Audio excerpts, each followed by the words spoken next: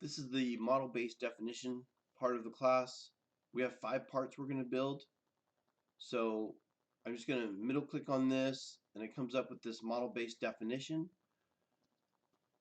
That's what MBD stands for. And basically it's dimensioning in the 3D model environment rather than to have to do a drawing. So with this, we shouldn't have to do drawings anymore, but companies are so screwed up right now, they make you do both. Which in some ways is okay because it's just a way of double checking, making sure everything is right. And I guess what I used to complain about is like this really just gives you more job security, more things to do. So um, it is critical because what we do and the things we design could affect someone. They could be injured, hurt, or even die from not having something correct. So having a check process to make sure everything's done well probably does help. But it wasn't supposed to be something we have to do anymore as far as doing drawings because everything would just be done in the 3D model. But doing everything on a computer causes a number of problems when trying to work out in production in the actual shop. So the tricky thing about these exercises to establish your local axis.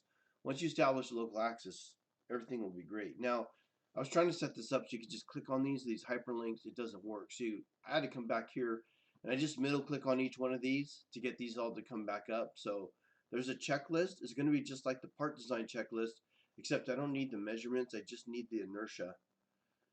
And something I forgot to add in, so I'm gonna have to show you guys, but how to do pictures of datum planes. We're supposed to create a geometrical set called datum and create the 3 planes that reside on our datums. Those planes are used for the NC programmers and the tool designers as they'll use those to build whatever fixtures they need to build or NC from those planes. So your first exercise is to create this part. Again, yeah, you're given coordinates here and they're in millimeters. So you get those coordinates in millimeters, pop in your point, and that's going to be your local axis. So this local axis, you notice, doesn't even really touch the part. It's on that line, on this bottom line, and on that back wall. And then the next part you're going to do is this one. Again, you've given 3 points. Your local axis will be on this point here. And then on this one here, you're given a series of 3 points, and this point here is where your local axis will be. And there's just a couple different angles of it trying to show you the orientation. All right, and then the next thing here is, this one's a little trickier.